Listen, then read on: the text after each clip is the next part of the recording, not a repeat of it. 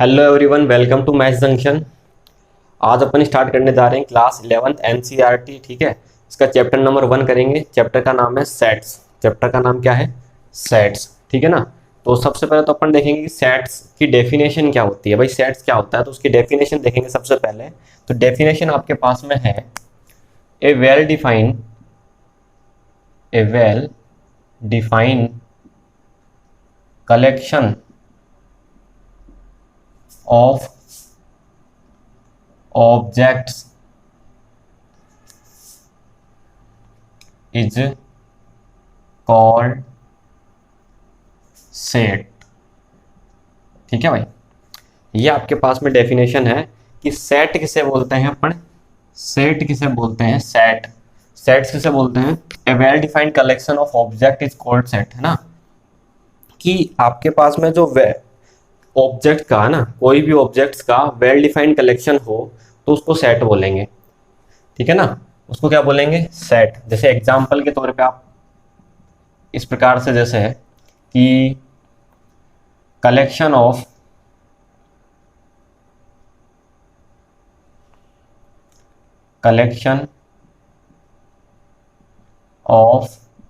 Vowels of English alphabet.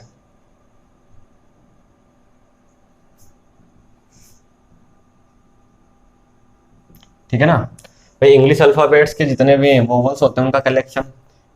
एक दूसरा example आपके सामने कि collection of days of a week. ठीक है, और collection of numbers less than collection of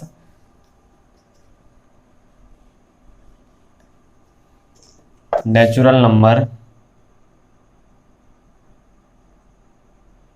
पूरा लिख लो या तो लेस देन 6, है ना। तो ये सारी चीजें हैं। अब एग्जाम्पल तो आप लिखने चाहो जितने लिख सकते हो भाई, सीधी सी बात है कि कलेक्शन ऑफ रिवर्स, है ना, collection of all reverse in India, है ना। तो एग्जाम्पल तो आप चाहो जितने लिख सकते हो। Collection of all state in India. ठीक है, तो ऐसे एग्जाम्पल तो आप चाहो जितने लिख सकते हो, लेकिन वेल डिफाइंड कलेक्शन होना चाहिए। ठीक है, सीधी सी बात है। जैसे कि मैं आपको यहाँ बोल रहा हूँ कि 6 से छोटे नंबर का कलेक्शन, तो आप लिख सकते हो भाई नेचुरल नंबर, है ना। अगर मैं इसको ऐसे लिख देता हूँ ना कि 6 से छोटे नंबरों का कलेक्शन, तो भैया 6 से छोटे तो कौन से नंबर? नंबर तो सारे ही होते हैं, रेशनल भी होते हैं, इरेशनल भी होते हैं, है ना। तो वहां फिर आप उसको डिफाइन नहीं कर पाते। नेचुरल भी होते हैं, होल नंबर भी होते हैं। तो वैसे मेनली तो रेशनल और इरेशनल होते हैं, हमने 10th में पढ़ा है। ठीक है भाई, नंबर दो टाइप के होते हैं, रियल और इमेजनरी। रियल में दो प्रकार के होते हैं, रेशनल और इरेशनल। तो एक तरीके से रेशनल इरेशनल सारे आ जाते हैं इसके अंदर, तो पाई वाले, पॉइंटो वाले, नॉन टर्मिनेटिंग, टर्मिनेटिंग। तो फिर आप उसको कैसे डिफाइन करते हैं? लेकिन मैंने जैसे ही यहाँ लिखा कि 6 से छोटे नंबर, लेकिन कौन से नंबर डिफाइन करा ना? Natural number. तो नेचुरल तो अपने को पता है 1 से स्टार्ट होता है, तो 1 2 3 4 5। तो ये 5 नंबर आपके, 5 नेचुरल नंबर 6 से छोटे हैं। ठीक है, तो इसका जो कलेक्शन होगा उसको क्या बोलेंगे? सेट बोलेंगे। ठीक है ना। तो वेल डिफाइंड की कहानी समझ में आ गई ना, कि आपको डिफाइन करके बताया वो कि कहाँ। जैसे आपको ऐसे बताया गया है कि all collection of reverse, all collection of reverse नहीं, या फिर collection of all reverse in India, कि इंडिया में जितनी भी नदियां हैं उनका कलेक्शन। तो भैया इंडिया में जितनी नदियां हैं आप उनके नाम लिख दोगे उसके अंदर, सीधी सी बात है ना। इंडिया में बोला है ना उसने। ठीक है, अगर ऐसे बोलता कलेक्शन ऑफ रिवर्स, तो भैया फिर तो क्या पता, क्योंकि कलेक्शन ऑफ रिवर्स का मतलब तो ये हो गया कि अपने को क्या पता इंडिया की लेनी है, या फिर पर्टिकुलर आप जिस स्टेट में रहते हो उसकी लेनी है, या एक डिस्ट्रिक्ट की लेनी है पर्टिकुलर, या पूरे वर्ल्ड की लेनी है, क्या लेनी है क्या नहीं लेनी। ठीक है ना, तो वहां फिर वो वेल डिफाइंड नहीं है भाई। ठीक है, तो नंबर वाले से आपको अच्छे समझ में आ गया कि वेल डिफाइंड का मतलब क्या है ना। अब देखो,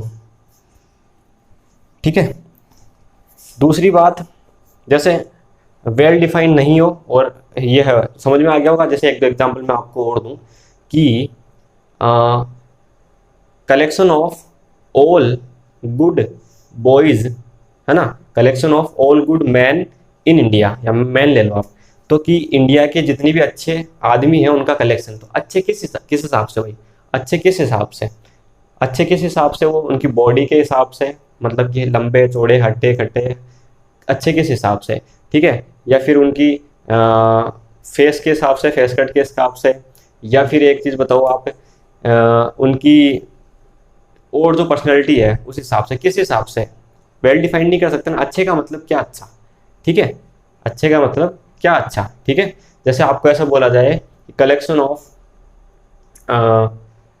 ऑल, या फिर ऐसे मान लो आप, एक जैसे एक एग्जांपल आपको नॉर्मल आप समझिए चीज़ों को, कि आपकी क्लास में, या फिर ऐसे मान लीजिए कि आपके जिस स्टेट में आप रहते हो, इंडिया को लेकर चलते हैं अपन, कि इंडिया के जितने भी मोटे लड़के हैं उनका कलेक्शन, मोटे किस आधार पे भाई, या पतले लड़कों का कलेक्शन किस आधार पे, एक पर्टिकुलर क्राइटेरिया फिक्स किया जाए कि मान लो कि इतना वेट है, जैसे मान लो कि 50 से नीचे जिसका है वो पतले वाले में आएंगे, है ना, तो लिख के देना चाहिए वो, ठीक है, कि हाँ इससे नीचे लेनी है अपने को, ठीक है ना, कि इंडिया में सभी मोटे लड़कों का सब वो सेट लेना है आपको।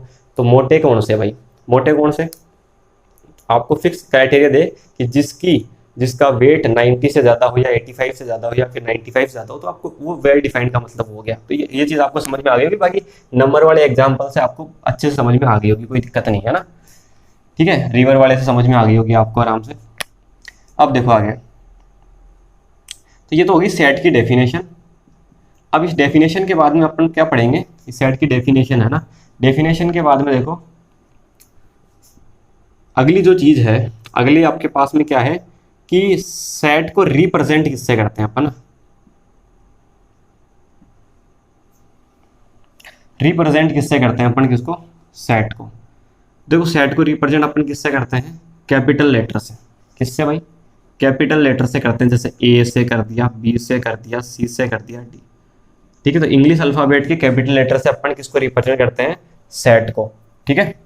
यहां से एक चीज और देखो कि सेट को रिप्रेजेंट करने के दो मेथड होते हैं आपके पास में, सेट को रिप्रेजेंट करने के दो मेथड होते हैं। एक तो आपके पास में होता है, पहला तो रोस्टर फॉर्म, इसको टेबुलर फॉर्म भी बोलते हैं। एक होता है सेट बिल्डर फॉर्म, एक क्या होता है, सेट बिल्डर फॉर्म,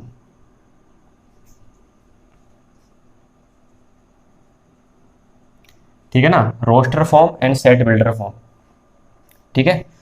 दूसरी चीज, अब देखो ये होता है क्या है, इसमें होता क्या है, जैसे कि अगर इसी एग्जाम्पल को पकड़ लें अपन, इसी वाले एग्जाम्पल को 6 से छोटे वाले नंबर का कलेक्शन, नेचुरल नंबर का कलेक्शन, तो मैं कौन कौन से लिख सकता हूँ, 1 2 3 4 5, ठीक है, 1 2 3 4 5, इस सेट को मैंने प्रेजेंट कर दिया ए से।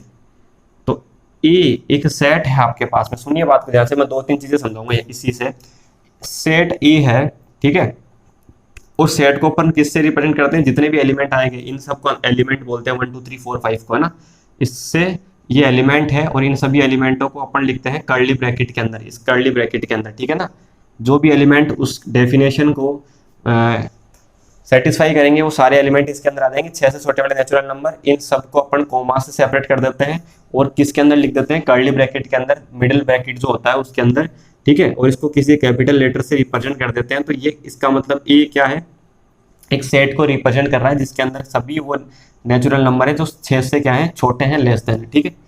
अब आ जाओ यहाँ तक की बात आपको समझ में आई। अब ये जो फॉर्म है ना, इसी को बोलते हैं रोस्टर फॉर्म, ये जो रोस्टर फॉर्म है इसी को बोलते हैं रोस्टर फॉर्म, ठीक है ना, रोस्टर फॉर्म यही है, ठीक है, रोस्टर फॉर्म यही है। अब अगर आप बोलो कि फिर सेट बिल्डर फॉर्म क्या है, सेट बिल्डर फॉर्म क्या है, देखो इसी को कैसे लिखेंगे, ए एक सेट है ना। अभी इसको पढ़ के बताऊं कैसे पढ़ते हैं, पहले एक बार आप देखो,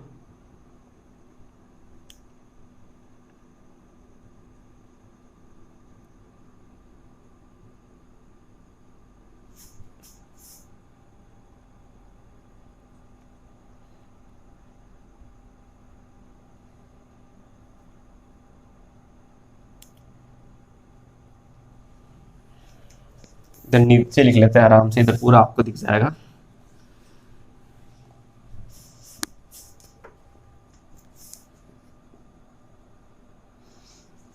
देखो ए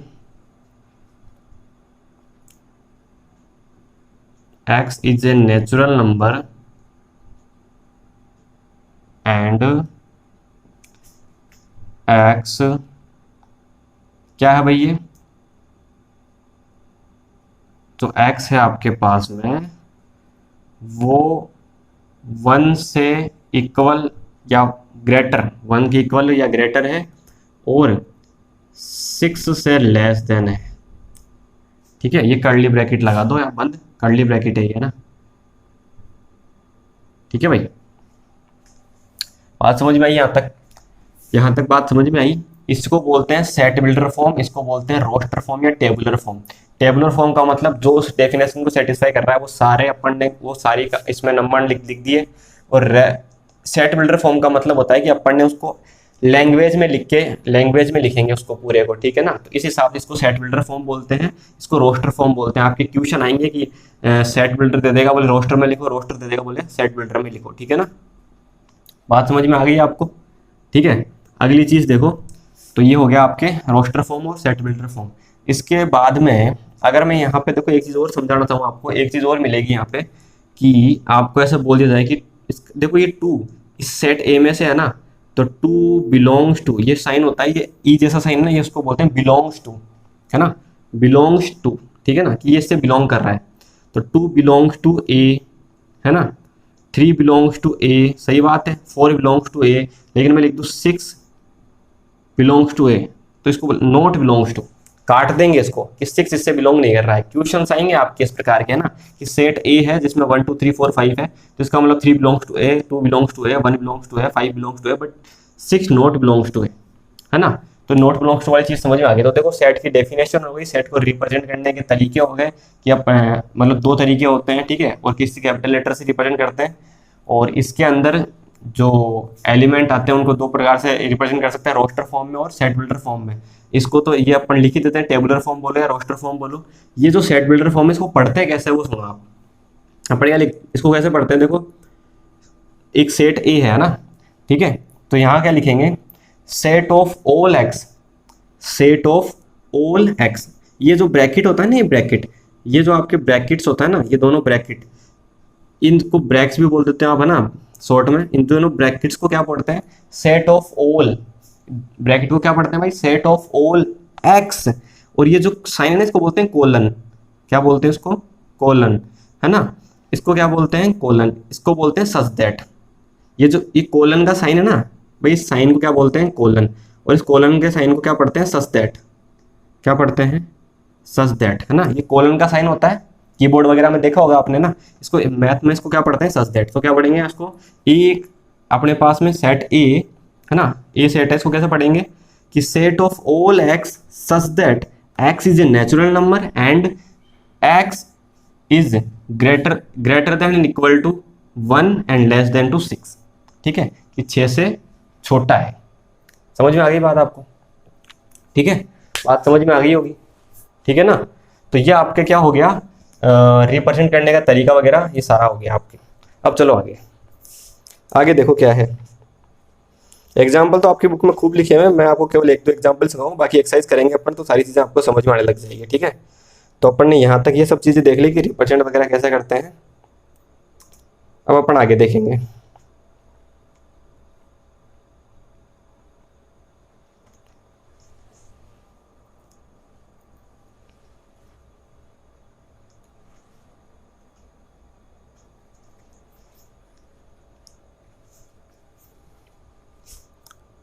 ठीक है, यहाँ पर एक चीज और देखो, आपने रियल नंबर वगैरह ये सब 10th में पढ़े थे, 9th में भी पढ़े थे, 10th में भी पढ़े थे। वहां पर आपने एक चीज पढ़ी होगी कि देखो ये रिप्रेजेंट करने का तरीका तो आपने देख लिया। एक तो रोस्टर फॉर्म होता है ना, roster form ROSTER, roster form होता है एक होता है सेट बिल्डर फॉर्म, एल नहीं लिखा गया, ये रो सेट बिल्डर फॉर्म, है ना। ठीक है, तो ये सारी चीज़ समझ ली। अब मैं देखो इसके अलावा आपको एक चीज़ बताना चाह रहा था कि आपने ये सब चीज़ें तो पढ़ी होगी, यहाँ नहीं दिखेगा, एक बार इसको हटा देते हैं। देखो भाई, आपने देखा होगा कि नंबर 2 प्रकार के होते हैं ना, एक तो रियल नंबर तो वहां से आप देखो 6th क्लास से पढ़ते पढ़ते आए, तो देखो एन को क्या बोलते हैं, एन को क्या बोलते हैं, सेट ऑफ नेचुरल नंबर। अगर आपको कहीं एन लिखा हुआ मिल जाता है इस चैप्टर में, तो इसका मतलब होता है सेट ऑफ नेचुरल नंबर।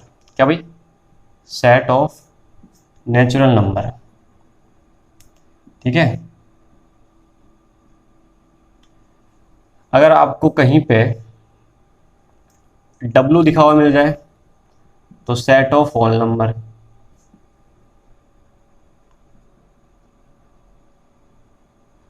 ठीक है भाई।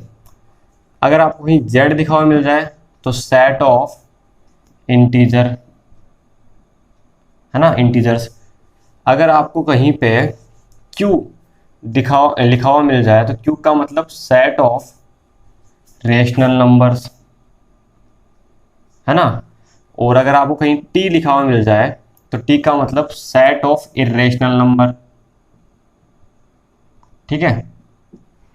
अगर आपको कहीं आर लिखा हुआ मिल जाए तो इसका मतलब set of real number. R का मतलब रियल, रेशनल का मतलब क्यों होता है, इरेशनल का मतलब टी होता है ना, ठीक है।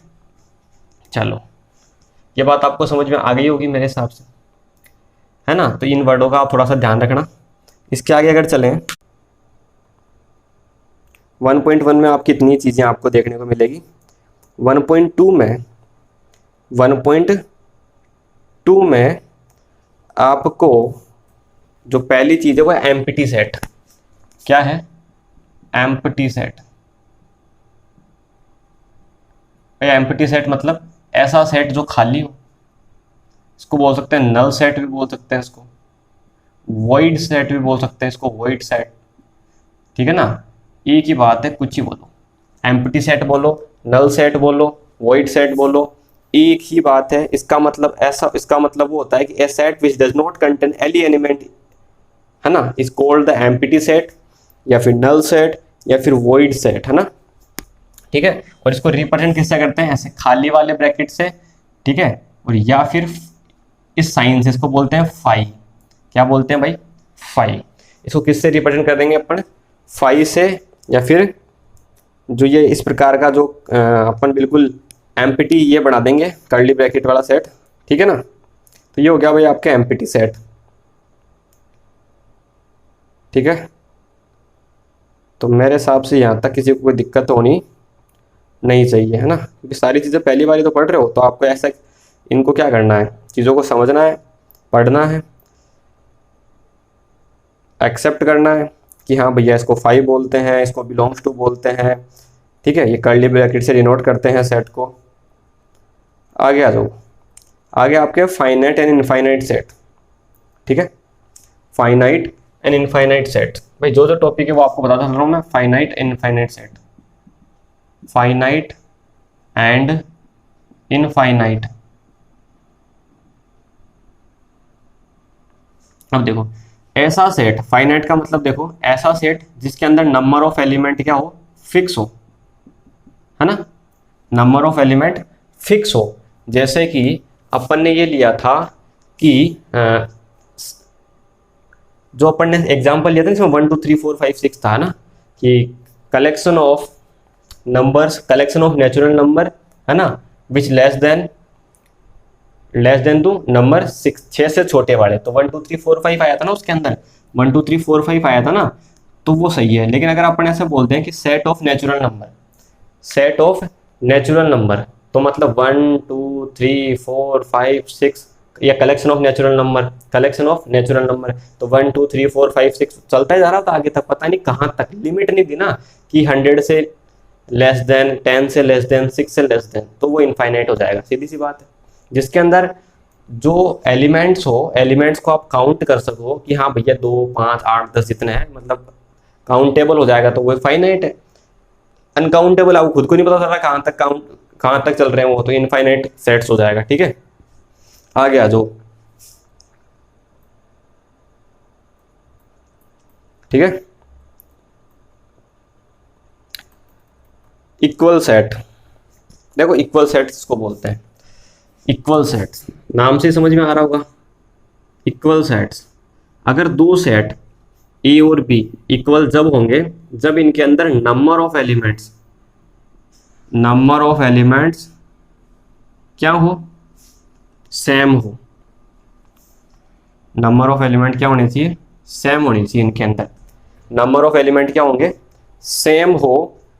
ठीक है, अब आप ऐसे बोलोगे कि कैसे, कुछ इस प्रकार से कि नंबर ऑफ एलिमेंट इक्वल हो और सेम एग्जैक्टली सेम होनी चाहिए। मतलब ऐसे है कि जैसे मान लो ये ए है, इसके अंदर मैंने लिख दिया 1 2 3 4, एक बी है। देखो इसमें ऑर्डर का कोई फर्क नहीं पड़ता, आप आगे पीछे लिख सकते हो 2 3 1 4, आगे पीछे लिखा हुआ भी हो सकता है। ऐसे नहीं है कि 1 2 3 4 लिखा हुआ है, ऑर्डर से कोई मतलब नहीं। इसमें 4 एलिमेंट है, इसमें भी 4 एलिमेंट है, 4 एलिमेंट है, इसमें 4 एलिमेंट है, और उसमें 1 2 3 4 है, इसमें भी देखो 1 2 3 4 है। आगे पीछे से कोई मतलब नहीं, ऑर्डर से कोई मतलब नहीं है।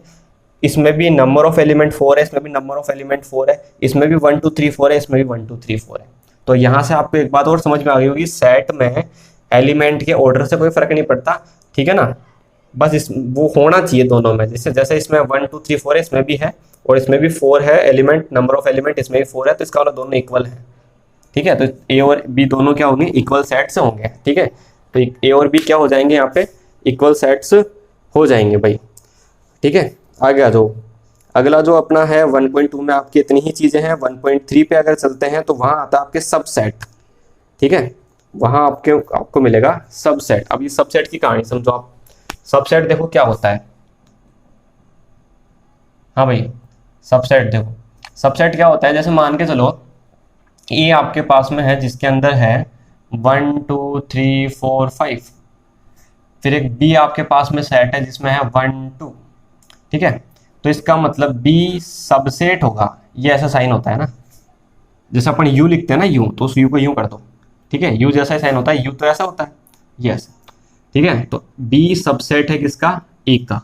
क्योंकि देखो बी के अंदर जो एलिमेंट है वो ऐसे के ऐसे किस में होने चाहिए, ए में होने चाहिए। ठीक है, बी के एलिमेंट ए में होने चाहिए, सिंपल सी बात है। तो इसका मतलब बी ए का सबसेट हो जाएगा। ठीक है, बी ए का सबसेट हो जाएगा। और अगर मान लो मैं एक सी एलिमेंट लिख दूँ, एक सी सेट लिख दूँ ऐसे, जिसके अंदर मैं लिख दूँ 5 6, तो देखो सी के दोनों एलिमेंट इसके अंदर नहीं है ना, तो इसका मतलब सी, ये जो सी है वो सबसेट नहीं है। काट देंगे, जैसे विलोक्सु काटा था ना, वैसे किसका, ए का। बात समझ में आ गई होगी सबसेट की, है ना, बात समझ में आ गई होगी। ठीक है, सबसेट वाली बात समझ में आ गई। अब आ जाओ आगे।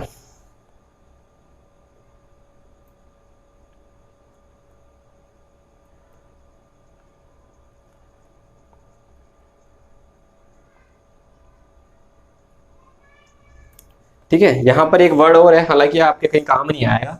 बात इसने इस देखो, ये सबसेट है ना इसका बी। ठीक है, और ये सी इसका सबसेट है। तो यहां पर बी जो है, इस बी को और इस सी को, इसको तो क्या बोलेंगे, इसको तो इसका क्या बोल देंगे, प्रॉपर सेट। सबसेट को क्या बोलते हैं, प्रॉपर सेट, है ना। और जिसका है ये जो जिससे ये जिसमें से ये बड़े हैं सबसेट, इसको क्या बोलेंगे, सुपर सेट। क्या बोलेंगे, सुपर सेट। ठीक है, जिसमें से सबसेट बने हैं ये दो। ठीक है ना, ये तो खैर है ही नहीं, तो इसको तो क्यों बोलेंगे, बी को बोलेंगे केवल, ये तो है ही नहीं ना। जैसे मैं यहाँ सी जो बनाता, अगर उसमें मैं लेता 3 4 तो वो हो जाता। ठीक है ना, तो ये तो प्रॉपर सेट है, तो बी ए का सबसेट है ना। तो जो जिसका है, जो सबसेट है उसको तो बोलेंगे प्रॉपर सेट, और जिसका है ए का है बी तो उसको बोलेंगे सुपर सेट। ठीक है, ये बात समझ में आ गई। ठीक है, तो ये वर्ड था आपके, तो आपको बता दिया मैंने, बाकी इसके अंदर कहीं ये आएगा नहीं। आगे चलो, सबसेट्स के बाद में आपके हो जाएगा, ठीक है, ये सब आपको बता दिया मैंने।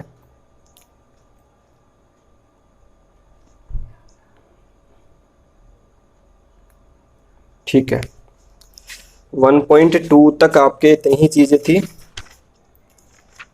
ठीक है, अब देखो यहाँ पर आपके interval as subsets of R, है ना। इंटरवल है आपके, 4 इंटरवल है, उन इन चारों इंटरवल को देखो आप पहले। इंटरवल है आपके, ठीक है, इंटरवल 4 होते हैं, आपको पता ही होगा कौन कौन से। देखो कि एक तो आपको ऐसे मिल जाए कुछ, कि देखा होगा आपने, ऐसा देखा होगा ना, इस प्रकार का कुछ, ठीक है। एक आपने ये देखा होगा ऐसा, एक आपने देखा होगा ऐसा, एक आपने देखा होगा ऐसा। ये 4 आपके इंटरवल होते हैं ना, इंटरवल कितने होते हैं 4। इसको अपन बोलते हैं क्लोज्ड इंटरवल, इसको बोलते हैं ओपन, ठीक है। ये सेमी क्लोज्ड, सेमी ओपन, ये सेमी ओपन, सेमी क्लोज्ड, ठीक है। इसका मतलब ये है कि एक्स के अंदर, अब देखो ये ए और बी का मतलब एबीसीडी वाला नहीं है कि ए के जस्ट बाद में बी, एबीसीडी। इसका मतलब है कि जैसे मान लो ऐसे मैंने लिखा 5 and 8, तो 5 और 8 के ये ओपन इंटरवल है। तो ओपन इंटरवल में क्या करते हैं अपन, जो ये है ना दोनों, इन दोनों को अपन ना इसके अंदर इंक्लूड नहीं करते हैं, दोनों को इंक्लूड नहीं करते, इनके बीच वाले लिखने हैं। तो 5 और 8 के बीच में नेचुरल नंबर लिखने हो ना, तो 5 और 8 को नहीं लिखेंगे, 6 7 को लिख देंगे। किसको लिख देंगे, 6 7 को, ठीक है। लेकिन अगर मैं इसमें ये वाला ब्रैकेट लगाऊं ना, क्लोज्ड ब्रैकेट, ठीक है, ये जो बिग बड़े वाला ब्रैकेट लगाऊंगा, बिग ब्रैकेट, तो इसका मतलब बताऊं क्या, लार्ज ब्रैकेट, इसका मतलब क्या हो जाएगा, इसका मतलब ये हो जाएगा कि ये क्लोज इंटरवल को रिप्रेजेंट कर रहा है, और इसके अंदर अपन इन दोनों को भी लेते हैं, इन दोनों को भी इंक्लूड करेंगे किसके अंदर, तो यहाँ 5 6 7 8। तो ये फर्क पड़ता है। अगर मैं इसको ऐसे नहीं लिख के ऐसे लिख दूँ ना, ऐसे, तो इसके अंदर कौन कौन से लिखोगे आप, 5 6 7 8। और अगर एक तरफ लिख दूँ ऐसे ऐसे, तो इसका मतलब इसमें देखो 5 6 7 8 नहीं लेना, क्योंकि 8 पे स्मॉल ब्रैकेट आ रहा है ना, ठीक है। और अगर इधर लगा दूं ऐसे, और इधर ये वाला हो, तो इसका मतलब 5 को नहीं लेना, 6 7 8 नेचुरल नंबर की बात हो रही है यहाँ पे, है ना, ठीक है। तो बात समझ में आ गई होगी आपको ना, ठीक है। तो ये तो इंटरवल की बात होगी, बाकी क्वेश्चन आगे करेंगे तो अच्छे से चीजें समझ में आएगी। बस यहाँ आपको एक बेसिक नॉलेज दी जा रही है इन चीजों के बारे में कि इंटरवल कौन कौन से होते हैं, कैसे क्या होते हैं, ठीक है। आगे चलेंगे, सिंगलेटन सेट, है ना। देखो सिंगलेटन सेट किसको बोलते हैं, सिंगलेटन सेट रह गया आपके, यहां देख लो,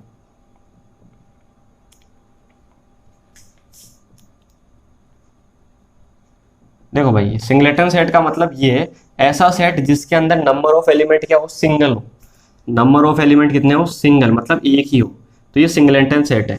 एम्प्टी सेट होता है ना, जैसे एम्प्टी सेट, एम्प्टी सेट का मतलब जो खाली हो, एक भी नहीं हो, और जिसके अंदर एक हो उसको सिंगलेटन सेट बोलते हैं, सिंगल एलिमेंट उसको सिंगलेटन सेट बोलते हैं। बस ये चीज, तो इसमें कोई बताने वाली वैसे इसकी कोई विशेष बात नहीं थी, वो तो आपको कहीं बीच में टॉप आता तो भी आराम से बता देते हैं ना, ठीक है।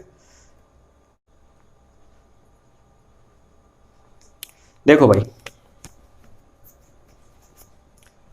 हाँ, जैसे मान के चलो मैंने कोई सेट लिया ये, ठीक है, पावर सेट की बात कर रहे हैं अपन एक बार। देखो कोई सेट लिया ए जिसके अंदर एलिमेंट है 1 और 2, है ना, 1 और 2। तो देखो इसके जो सबसेट होंगे ना, अपर सबसेट की वो कैसे निकालते हैं, नंबर ऑफ सबसेट कैसे निकालते हैं, देखो number of subset, number of subset कैसे निकालते हैं, 2 की पावर n, 2 की पावर n, और n का मतलब, n का मतलब आप जानते हो, n का मतलब number of element, number of elements, एक एक चीज को ध्यान से देखना, number of elements in A set, ठीक है। जैसे ये सेट ए है, इसमें नंबर ऑफ एलिमेंट कितने हैं, 2, ठीक है। तो इसके सबसेट कितने बनेंगे, इसके सबसेट कितने बनेंगे, वो 2 की पावर n से निकलेगा, मतलब कि 2 की पावर 2 मतलब कि 4, इसके 4 सबसेट बनेंगे। अब उस 4 सबसेट कौन कौन से बनेंगे, देखो जैसे इस ए के सबसेट लिखे, तो ए के सबसेट देखो कौन कौन सा होगा, एक तो 5, एक तो 5 सबका सबसेट होता है, ये ध्यान रखना, है ना, एक तो 5 सबका सबसेट होता है, एक वो जो खुद होता है वो अपना आपका सबसेट होता है, 1 और 2 भी इसका सबसेट है, ठीक है। एक मैं आपको पता है ऐसे लिख सकता हूँ केवल 1, एक मैं आपको लिख सकता हूँ केवल 2, ठीक है। तो 1 2 3 4 हो गए ना इसके।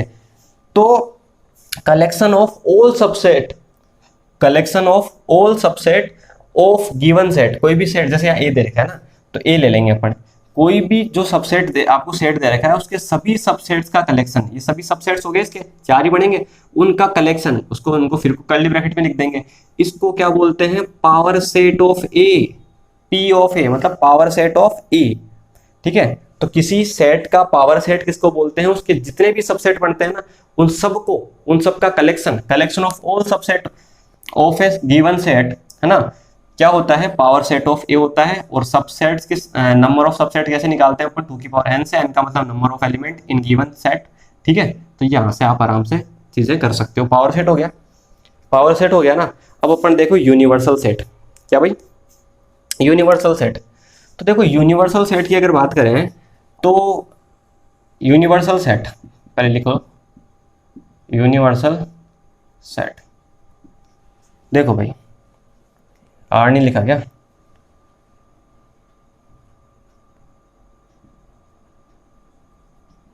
देखो यूनिवर्सल सेट को अपन रिप्रेजेंट करते हैं यू से। किससे, यू से। जैसे पावर ऑफ सेट को P of S S represent किया ना अपन ने, वैसे यूनिवर्सल को किससे रिप्रेजेंट करेंगे अपन, यू से। ठीक है, अब इसमें देखो यूनिवर्सल सेट में क्या होता है कि जैसे मान के चलो अपन ने ले लिया यूनिवर्सल सेट किसको कहेंगे, देखो जैसे अपन ने ले लिया set of natural number, set of natural number. ठीक है, तो एक अपन ने ले लिया ए, जो कि क्या है, set of even number, even natural number, है ना। एक मैंने ले लिया B, set of odd natural number. एक मैंने ले लिया C, set of prime natural number. एक मैंने ले लिया D, set of composite natural number. एक और ले सकते हैं अपन, set of even prime number, even भी हो प्राइम भी हो। तो ये सब किससे निकलेंगे भाई, इसी से। तो देखो किससे है, नेचुरल नेचुरल नेचुरल, तो इस सब किससे निकल रहे हैं, इसी से। सब इसी के तो सबसेट हैं, सब इसी के तो सबसेट हैं, किसके, एन के। सब इसी के तो सबसेट होंगे सारे के सारे। देखो इसमें कौन कौन आएगा, 2 4 6 8 ऐसे आएंगे ना। इसमें 1 3 5, इसमें कौन आएगा, प्राइम नंबर 2 3 5 7 11 13 ये आएंगे ना। इसमें कौन कौन आएगा, 4 6 8 10 वो सब 9 ये सब चीजें आएगी ना। तो सर ये किससे बने सारे के सारे, इससे, है ना। किससे निकलेंगे, इसी से। इसी के तो सबसेट है ना सारे के सारे। तो इसका मतलब ये एन है ना, ये एन क्या है, यूनिवर्सल सेट।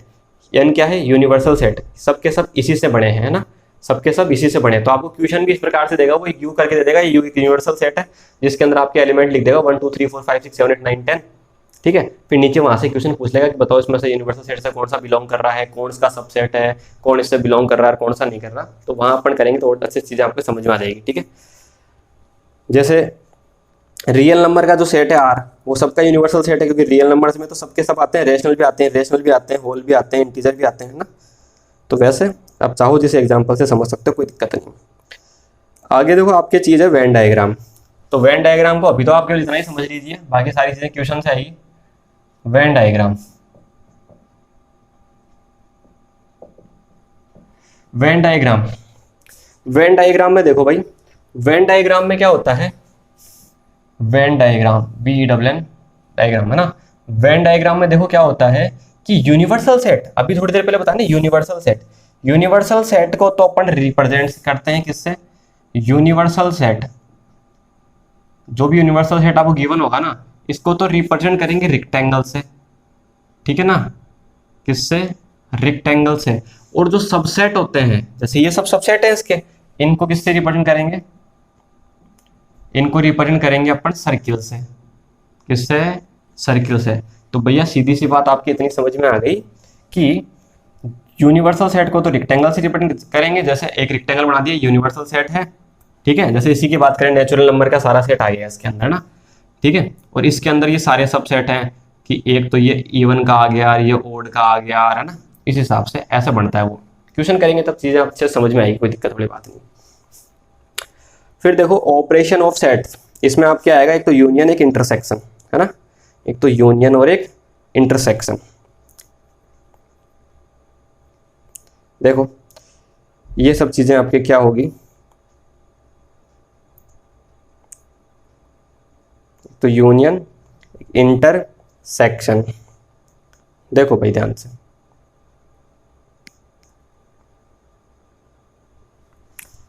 यहाँ आ जाएगी क्या? पहली चीज आपके है यूनियन, है ना। तो यूनियन में देखो क्या होगा, union of two sets A and B. जैसे मान लो ए और बी दो सेट ले लिया मैंने, इनका यूनियन। यूनियन का मतलब ये हो गया, इसको ऐसे लिखते हैं ए यूनियन बी, है ना, यू का साइन। इसमें कौन कौन आएगा भाई, इसमें कौन कौन आएगा, इसमें जो set of all x such that x, जो एक्स है वो किस किस से बिलोंग कर सकता है इसके अंदर। हाँ भाई, इसका जो एक्स है वो किस किस से बिलोंग करेगा, या तो ए से और या फिर बी से, दोनों में से किसी से भी बिलोंग कर सकता है ना। लेकिन जो इंटरसेक्शन की कहानी है ना, देखो अभी एग्जांपल लेके समझाऊंगा। इंटरसेक्शन की जो कहानी है वो कुछ ये कहती है, वो कुछ ये कहती है कि ए इंटरसेक्शन मतलब उल्टा यू, ए इंटरसेक्शन बी कैसे पढ़ेंगे। तभी तो मैंने बोला केवल चीजों को समझते जाओ और उनको यहाँ सेव करते जाओ, एक्सेप्ट करना है चीजें, क्योंकि आप सारी चीजें नहीं पढ़ोगे यहाँ पे। Belongs to, union, intersection, phi, ठीक है ना, वेन डायग्राम, जो भी चीज पढ़ोगे आप में सेट सबसेट सब आप नई चीजें पढ़ रहे हो। कैसे रिप्रेजेंट करते हैं, कैसे पढ़ते हैं उसको, जैसे इसको कैसे पढ़ेंगे, ए यूनियन बी, है ना, set of all x such that x belongs to A और एक्स बिलोंग्स टू बी। ठीक है, कि ए यूनियन बी में वो एलिमेंट्स आएंगे, उन एलिमेंट्स का सेट होगा जहां पर वो सभी एलिमेंट या तो ए से बिलोंग करें, ठीक है, या फिर बी से, ए से या बी से, किसी से भी कर सकते हैं। अभी एग्जांपल लेंगे देखो। लेकिन इंटरसेक्शन क्या बोलता है, इंटरसेक्शन ये बोलता है कि जो एक्स है, x such that x belongs to A and, यहां ध्यान से देखो और लिखा हुआ है या एंड लिखा हुआ है, दोनों में बहुत फर्क है। एक्स बिलोंग्स टू बी, कि सर ए इंटरसेक्शन बी में वो एलिमेंट्स आएंगे जो ए में भी होने चाहिए एंड तथा बी में भी होने चाहिए, ए में भी होना चाहिए, बी में भी होना चाहिए, वो आएगा इंटरसेक्शन में। ठीक है, जबकि यूनियन में ए में हो वो वाला भी आएगा, बी में हो वो भी आएगा, दोनों में वो भी आएगा। रिपीट अपन करते नहीं एलिमेंट। जैसे अपन यहाँ एक एग्जांपल ले लेते हैं ताकि आपको चीजें आराम से समझ में आ जाए। ये और एंड का ध्यान रखना भाई, देखो क्या है वो एग्जांपल समझ में आएगा भाई। एक एग्जाम्पल छोटा सा आपको समझा देते हैं, बाकी तो एक्सरसाइज में तो सारी चीज़ें समझ में आ जाएगी क्योंकि वहाँ तो क्वेश्चन ही क्वेश्चन है सारे। लेकिन आपको उन वर्ड से एक बार आपको फैमिलियर करवा रहे हैं कि हाँ भाई यूनियन, यूनिवर्सल, सबसेट, इंटरसेक्शन, ये सब चीज़ें क्या होती है। जैसे देखो ये क्या है, ये आपके पास में है 1 2 3 4, ठीक है। बी आपके पास में है 5 6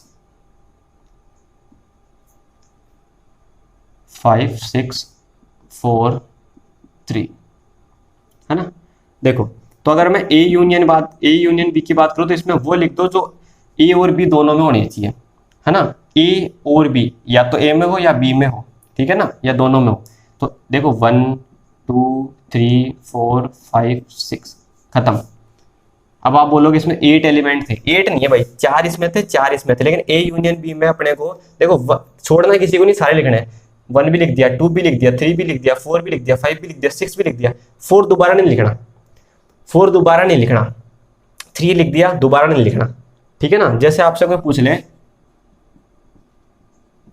कि ये जो स्कूल वर्ड है इसके वो लिखो, रोस्टर फॉर्म में लिख दो, है ना। तो जैसे मान लो इसको एस से रिप्रेजेंट कर दिया अपन ने, ए से रिप्रेजेंट कर दिया, बी से रिप्रेजेंट कर दिया इसको, ठीक है। इसके जितने भी एलिमेंट कैसे लिखेंगे, S C H O L, केवल 1 2 3 4 5, क्योंकि डबल हो गया उससे अपने को फर्क नहीं पड़ता है भाई।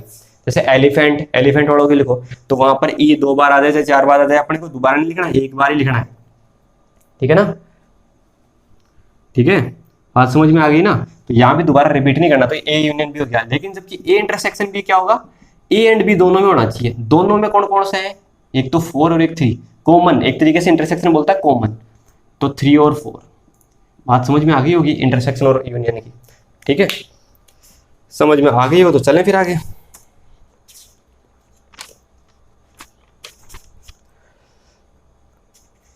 यूनियन आ गई, इंटरसेक्शन आ गई, है ना। अब इनकी कुछ प्रॉपर्टीज होती है, देखो यूनियन की भी होती है, इंटरसेक्शन की भी होती है। तो इन प्रॉपर्टीज को देखो एक बार। हाँ भाई, अब देखेंगे जो मैंने आपको यूनियन और इंटरसेक्शन समझाया था, इसके अंदर कुछ प्रॉपर्टीज होती है। प्रॉपर्टीज देखो क्या होती है, जैसे कि ये अपन यूनियन की देखेंगे पहले 3 4 प्रॉपर्टीज, 5 है। देखो ये क्या बोल रहा है कि अगर किसी सेट का किसी दूसरे सेट के साथ में यूनियन लेंगे, ठीक है ना, ए का बी के साथ यूनियन लो या बी का ए के साथ यूनियन लो, जैसे 2 × 3 करो या 3 × 2 करो, वहां तक तो आपने 7th 8th में पढ़ी है ना। तो कम्यूटेटिव लॉ इन पे लागू होता है, बात एक ही होती है, यहाँ भी जो आंसर आएगा वही आएगा जो इसका आएगा, ए का बी के साथ यूनियन लो या बी का ए के साथ लो, ठीक है, तो याद रह जाएगी, कोई दिक्कत वाली बात ही नहीं है, ठीक है ना। तो ये वाली चीज आपको यहाँ भी याद रह जाएगी, यहाँ भी याद रह जाएगी। इंटरसेक्शन में भी सेम चीज है कि ए का बी के साथ इंटरसेक्शन लो या बी का ए के साथ में इंटरसेक्शन लो, बात एक ही है ना। आ जाओ एसोसिएटिव प्रॉपर्टी, ये एसोसिएटिव प्रॉपर्टी है भाई, है ना। एसोसिएटिव लो, एसोसिएटिव प्रॉपर्टी कि ए का बी का और सी का, इन तीनों का यूनियन लेना, तो भले ही आप पहले ए का बी के साथ लो, फिर जो आंसर आए उसका सी के साथ लो, या फिर बी का सी के साथ ले लो, जो आंसर आए उसका फिर ए के साथ ले लो, कैसे भी कर लो, ठीक है। आपका जो आंसर दोनों तरफ सेम आना है, ये एसोसिएटिव लॉ दोनों तरफ आपके सेटिस्फाई करता है, ठीक है ना, यूनियन के लिए भी और इंटरसेक्शन के लिए भी। तीसरी चीज पे आ जाओ, law of identity element. Identity element का मतलब ये हो गया कि किसी भी सेट का अगर यूनियन लेते हैं फाई के साथ में तो वही सेट मिलेगा, तो इसका मतलब फाई आइडेंटिटी एलिमेंट हो गया। फाई क्या हो गया? Identity element. आइडेंटिटी एलिमेंट का मतलब जिसका किसी के साथ ऑपरेशन करने पर, ऑपरेशन लगाने पर वही एलिमेंट वापस से वही मिल जाता हो, तो ठीक है, कोई सेट ए है, इसका यूनियन लेंगे ना फाई के साथ में तो ए मिलेगा, इसका मतलब यूनियन के लिए आइडेंटिटी एलिमेंट क्या हो गया? फाई, ठीक है। फिर देखो अगला आपके पास में है आइडेम्पोटेंट लॉ, है ना। आइडेम्पोटेंट लॉ क्या होता है भाई? आइडेम्पोटेंट लॉ वो होता है कि किसी सेट का उसी के साथ में यूनियन लगाओ, ठीक है, या इंटरसेक्शन लगाओ, यूनियन लगाओ या इंटरसेक्शन लगाओ, वही सेट मिलता है। किसी सेट का खुद के साथ यूनियन लगाओ तो भी वही मिलेगा, और इंटरसेक्शन लगाओगे तो भी वही मिलेगा। भाई बात वही है, एक सेट है ए, उसमें 1 और 2 एलिमेंट है, दूसरा भी ए ले लिया, उसमें भी 1 और 2 है, तो एक का ए के साथ में यूनियन, दोनों में बड़ा कौन है? तो 1 2 ही तो लिखोगे यूनियन में, इंटरसेक्शन दोनों में कॉमन क्या है? वही 1 2, तो यूनियन भी ए ही आएगा, और खुद का खुद के साथ में यूनियन भी खुद ही आएगा, इंटरसेक्शन भी खुद ही आएगा, यूनियन भी खुद ही आएगा। तो आइडेम्पोटेंट लॉ यही कहता है कि खुद का खुद के साथ में इंटरसेक्शन लो या यूनियन लो खुद ही आएगा, ठीक है। अगली चीज यहाँ तो आपकी ये हो गया लॉ ऑफ आइडेंटिटी, है ना। इंटरसेक्शन में एक चीज है कि अगर फाई का इंटरसेक्शन लेंगे ना ए के साथ में तो फाई मिलेगा, और अगर देखो यू का ये है एम्प्टी सेट, ये है यूनिवर्सल सेट, एम्प्टी सेट है फाई का मतलब, ठीक है, और यू का मतलब है यूनिवर्सल सेट। यूनिवर्सल सेट का इंटरसेक्शन लेंगे ए के साथ में तो ए मिलेगा, ठीक है, और अगर एम्प्टी सेट का यूनियन लेंगे ए के साथ में तो फाई मिलेगा। जो छोटा वही मिलेगा, इसमें याद रखने वाली बात ही क्या है भाई? छोटा कौन है? फाई। यहाँ पर छोटा कौन होगा? ए, तो ए मिलेगा। यहाँ छोटा कौन है? फाई, तो फाई मिलेगा, सीधी सी बात है, ठीक है। अब ये देखो डिस्ट्रीब्यूटिव लॉ है, ठीक है, इंटरसेक्शन का किसके ऊपर? यूनियन पे, ठीक है। तो देखो डिस्ट्रीब्यूटिव इंटरसेक्शन ओवर यूनियन, देखो ये क्या कह रहा है। अब ये तो आपको आता ही है, कोई दिक्कत नहीं। देखो ए इंटरसेक्शन बी हो जाएगा, यूनियन ए इंटरसेक्शन सी हो जाएगा, एक बार इंटरसेक्शन बी के साथ में, एक बार सी के साथ में, बीच में यूनियन आ जाएगा, तो याद रह जाएगा, कोई दिक्कत ही नहीं है, ठीक है। तो ये लॉ थे, ये आपको याद रहने चाहिए।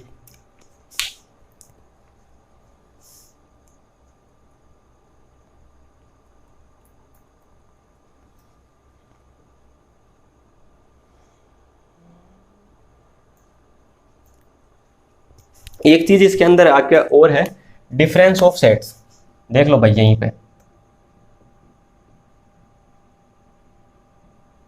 डिफरेंस ऑफ सेट्स कि दो सेट हो ए और बी, इनका डिफरेंस ये क्या होता है? दो सेटों का डिफरेंस को कैसे लिखते हैं? X such that x belongs to A and x does not belongs to B. A minus B में वो एलिमेंट आएंगे जो ए में तो बिलोंग करते हो, लेकिन किसमें? बी में बिलोंग नहीं करेंगे। जैसे अपन ने ए में ले लिया 1 2 3, 4 भी ले लो, बी में आपने ले लिया 3 4 5, ठीक है। तो देखो आपको ए माइनस बी की डेफिनेशन क्या बोलती है? इसकी डेफिनेशन किसकी? डिफरेंस ऑफ सेट्स की। डिफरेंस का मतलब क्या हो गया? ए माइनस बी, ए में से बी हटा दो, हटाना क्या है? बी, तो ये बी वाले हटा दो इसमें से। तो देखो बी वाले कौन कौन है? 3 4 5, तो इसमें से 3 4 5 हटा दो, 5 नहीं है तो कोई दिक्कत नहीं, 3 4 तो 3 4 को हटा दो, बाकी जो है वो लिख दो, तो इसमें क्या आएगा ए और बी।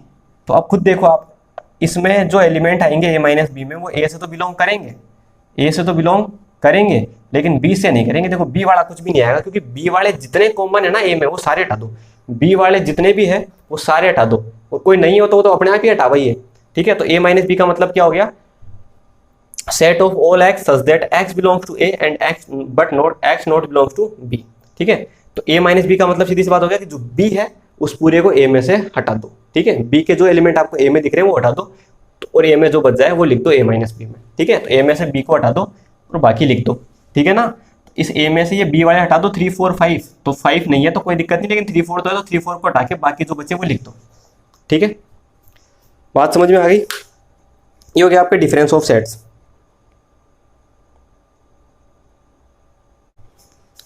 हाँ भाई, आगे देखेंगे। अब आगे आपके पास में है कॉम्प्लीमेंट्स ऑफ सेट।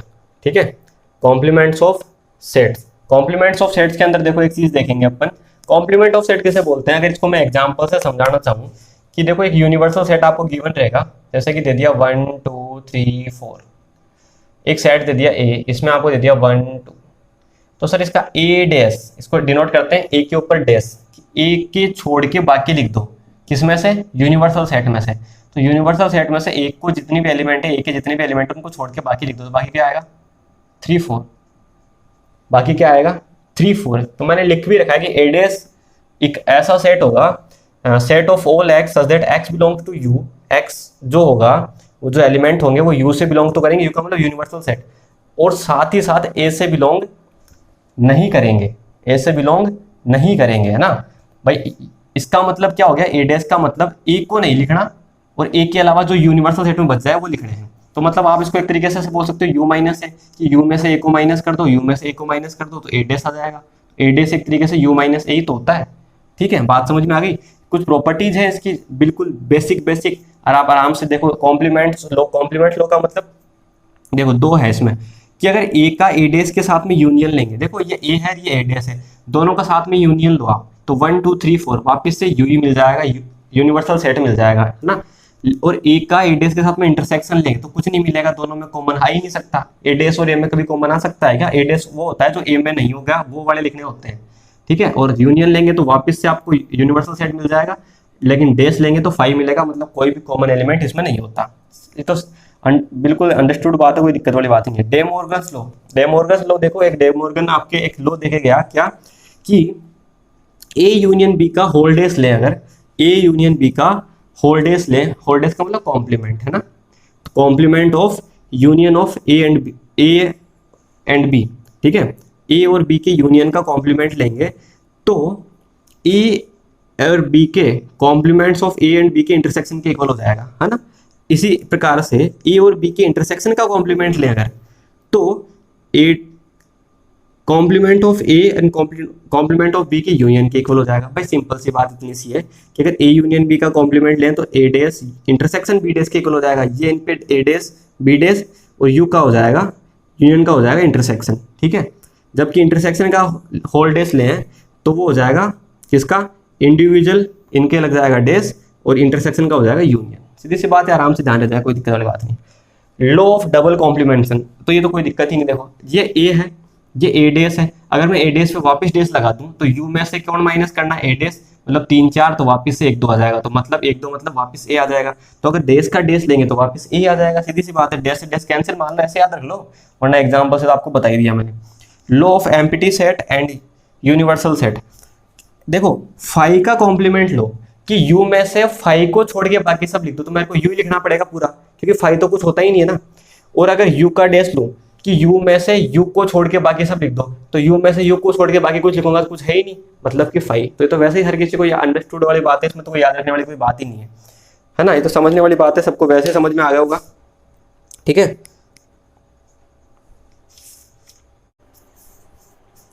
हाँ भाई आगे देखो। अब आगे आपके एक लास्ट चीज बचती है, इसमें से 1.6 में आपके क्वेश्चन मिलेंगे, आपको प्रैक्टिकल प्रॉब्लम्स मिलेगी, आपको वर्ड प्रॉब्लम वगैरह, प्रैक्टिकल प्रॉब्लम्स ऑन यूनियन।